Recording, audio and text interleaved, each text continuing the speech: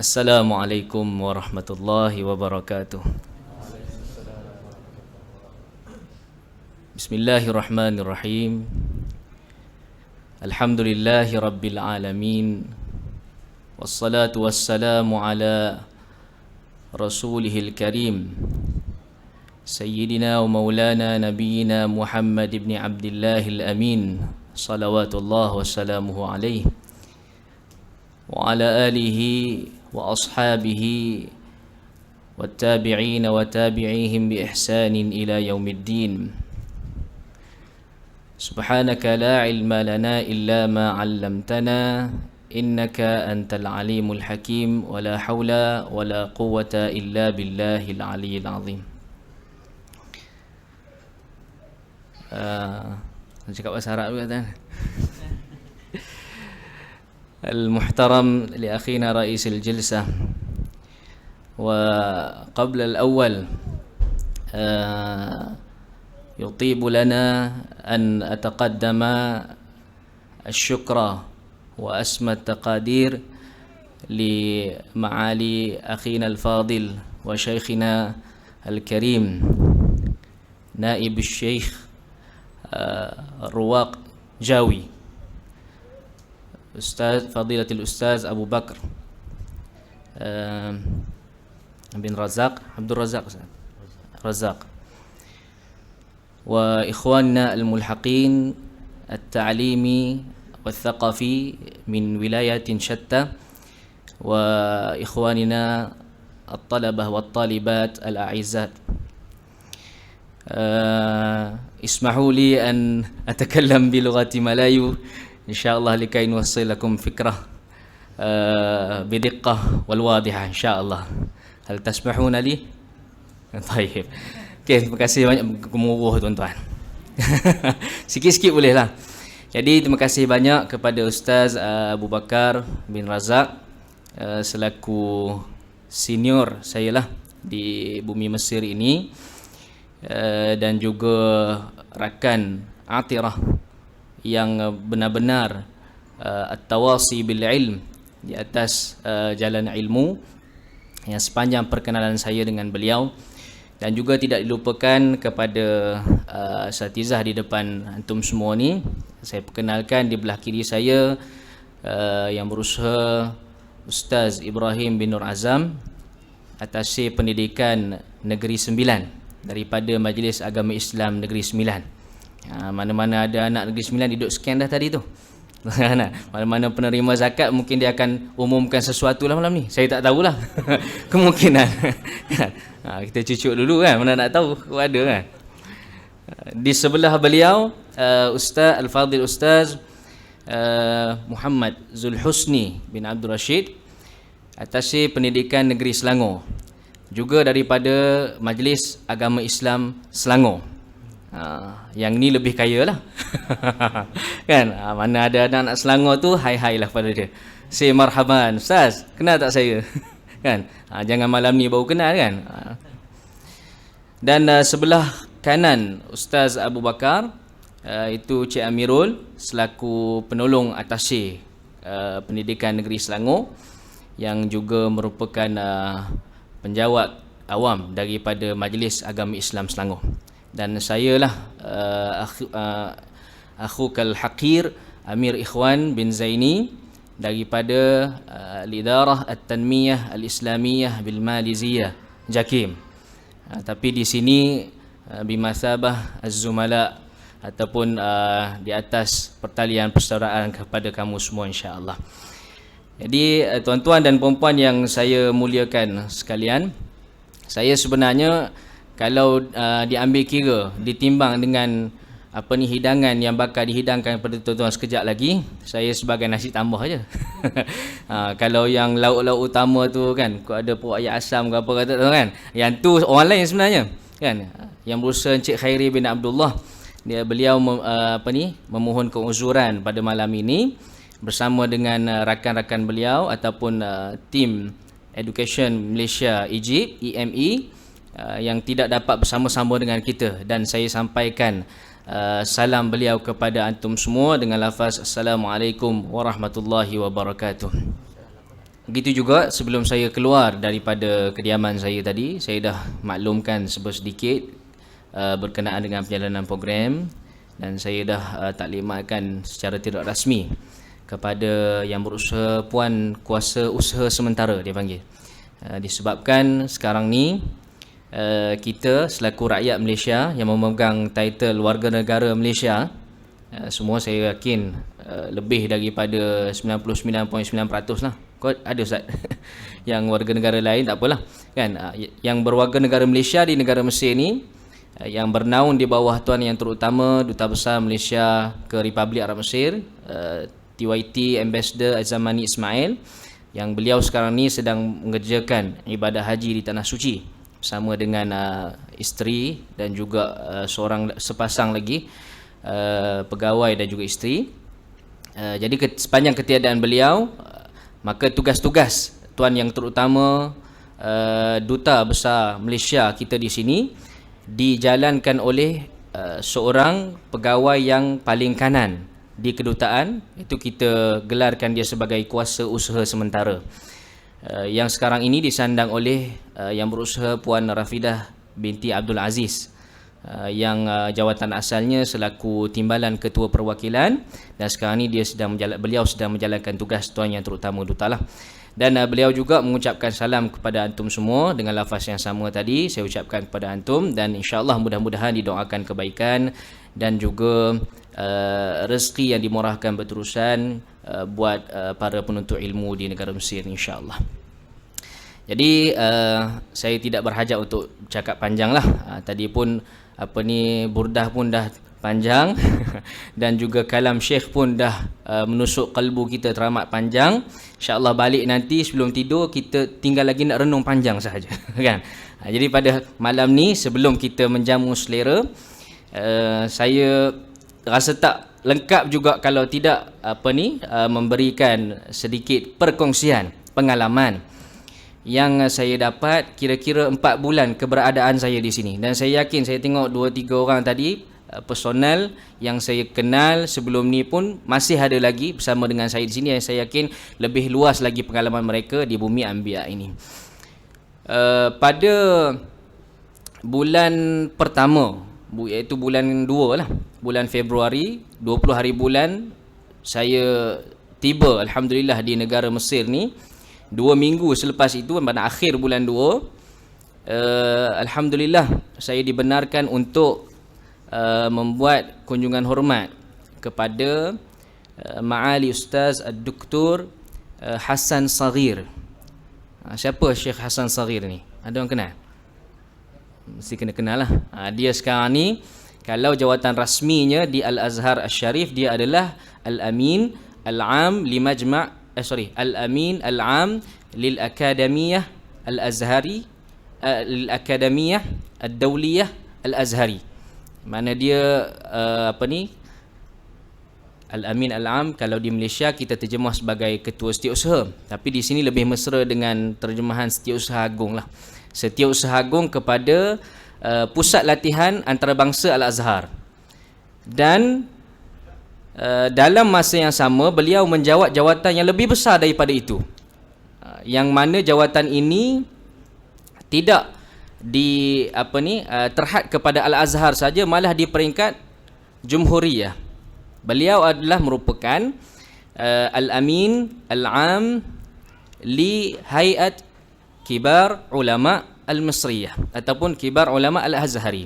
Dia adalah setiausaha agung kepada Majlis Ulama-Ulama Besar Azhar.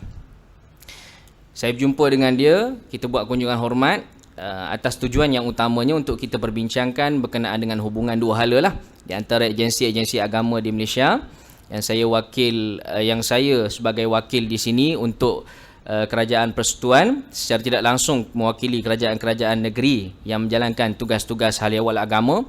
Kita bincang ruang-ruang kerjasama yang kita boleh jalinkan di antara kerajaan Malaysia dengan kerajaan Republik Arab Mesir. Pada akhir pertemuan saya, dia buka kepada saya, Ibni Al-Habib, dia kata, anakku yang aku sayangi. Mungkin dia nampak saya muda kot. Tak tahulah kan, syok sendirilah kan. Ibni Al-Habib dia kata, dipanggil anakku yang aku sayangi. hal indakum ay istifsar, adakah pada kamu, di sisi kamu ada soalan, ada persoalan yang kamu nak tanya pada aku? Ini dah habis dah perbincangan ni, perbincangan rasmi dah habis. Ini perbincangan tak rasmi. Dia buka macam tu, kita apa lagi kan, jumpa dengan orang besar ni, dengan kalau di Malaysia apa dia macam apa ni, MKI, muzakarah mufti-mufti tu kan, muzakarah jawatankuasa apa ni, fatwa kebangsaan tu.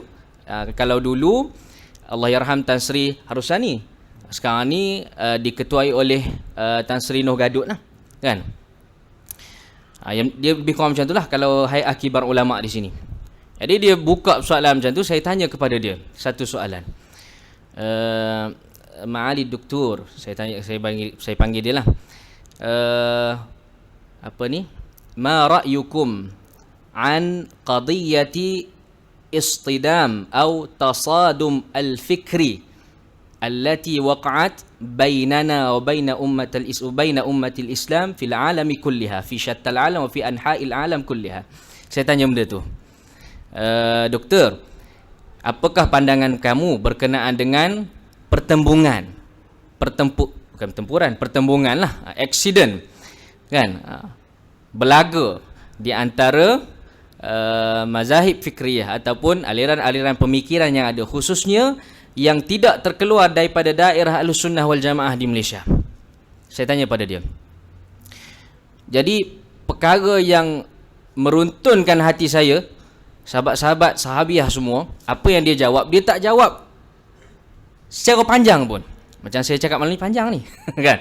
Satu perkara dia jawab, Ibni al-Habib, dipanggil yang sama, Ibni al-Habib. Dia kata, iltazimu bil khitab ad-da'wi. Tu je jawapan dia. Iltazimu bil khitab ad-da'wi. Wala taltazimu bil khitab al-qudawi. Dia kata pada saya, lazimilah perkataan-perkataan, uslub-uslub ataupun percakapan-percakapan macam mana kita nak ta'amul dengan orang ni dengan uslub ad-da'wi. Kan? Kaedah menyeru. Jangan kamu iltizam ataupun mulazamah ataupun melazimi perkataan-perkataan yang menghukum. Itu sahaja dia jawab saya. Tak ada hadis, tak ada dalil, tak ada benda-benda yang kontroversi, tak ada. Itu sahaja dia jawab saya. Sangat meruntunkan hati saya. Poinnya, sahabat-sahabiah yang dirahmati Allah SWT sekalian, tugas kita bukan terhenti pada daurah saifiyah ini sahaja. Tugas kita bukan terhenti setakat tamatnya kita, takharrujnya kita daripada Universiti Al-Azhar. Dan di depan antum semua ni dibarisi oleh senior-senior.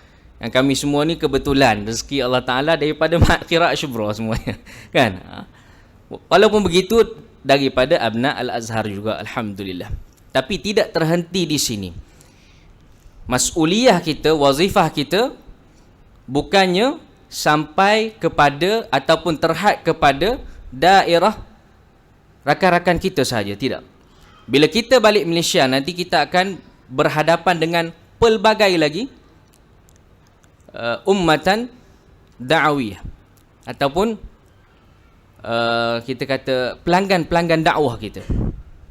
Jadi di situ kita nak praktikkan apa yang disebutkan tadi oleh Ustaz Doktor ataupun Profesor Doktor Hasan Saghir tadi, iltazimu bil khitabid da'wi. Macam mana kita nak seru dia secara baik, kita nak seru dia tanpa ada prejudice, tanpa ada persepsi, tanpa ada sarkastik, supaya Islam yang benar-benar di atas manhaj Ahlussunnah wal Jamaah, yang diasuh kepada antum semua dalam manhaj al-Azhari, iaitu manhaj Azhari, iaitu manhaj wasatiyah, yang itu yang kita nak tanam kepada masyarakat semua.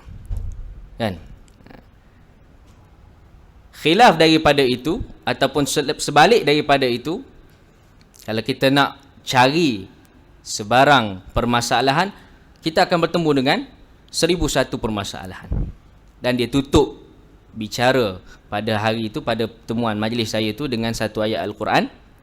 Dan saya yakin saya dah sebut baru ni kepada adik-adik pelajar-pelajar Ma'had Fatayat sepanjang perjumpaan saya dengan mereka, disebut satu ayat Al-Quran, walau syaa rabbuka laja'alan nasa ummatan wahidah. Hanya kalau sekiranya Allah SWT berkehendak nak menjadikan ummah ini ataupun khalaik dia ini wahidah, satu saja. Maknanya kamu, kalau kita nak minum air tebu, semua akan pergi minum air tebu belaka. Kan? Kalau nak makan nasi daging, semua nak kena makan nasi daging hampak belaka. Tak. Wala yazaluna mukhtalifin. Yal makna la yazal. Ma zala. Yang antum mengaji dengan jurumiyah, awamiyah semua. Apa makna zala? La zala ni li istimrar. At-ta'bid. Bila-bila, sampai bila-bila dia akan bertelingkah. La yazal wa la yazaluna mukhtalifin. Ni kata-kata ulama kan? Kata Allah Subhanahu Wa Taala. Ada istidrak atau tak ada istidrak? Illa ma rahima rabbuk. Cantik. Itu pesanan. Saya tak bagi tausiah, saya menakalkan kan. Ni menakal ni apa istilah orang Azhar ni kan, memindahkan kata-kata Dr. Hasan Saghir kepada antum semua untuk kita telaah bersama pada malam yang mulia ini, insya-Allah. Itu yang pertama. Yang kedua,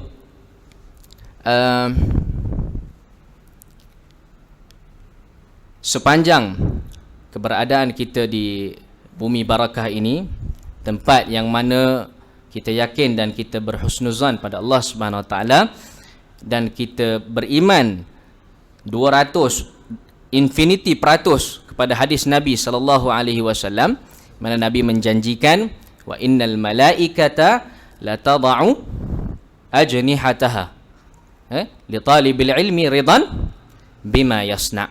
Kan? Mana-mana sahaja yang ada di atas manhaj ahli ilmu, dia sedang berjuang, berjihad pada jalan ilmu, insya-Allah malaikat akan memayungi mereka semua. Tapi yang membezakan di antara mereka yang belajar di atas manhaj ilmu dengan mereka yang hanya menumpang manhaj ilmu, di mana tuan-tuan? Di atas manhaj Azhari itu tadi. Sebab itulah bila sebut manhaj Azhari, manhaj wasati, dan dia sandarkan kepada ayat Al-Quran, wa kadzalika ja'alnakum ummatan wasata. Apa makna wasata? Kita kembali balik kepada tafsir Al-Quran bil athar, bil hadis. Contoh kan, kata Ibnu Katsir rahimahullah dalam menafsirkan wasata ni, dia membawa satu hadis daripada Imam Ahmad dalam Musnad Ahmad. Hadis ni dibawa oleh Abu Sa'id Al-Khudri radhiyallahu anhu. Kata Rasulullah sallallahu alaihi wasallam, yud'a Nuhun, Sayyidina Nuh, yaumal qiyamah.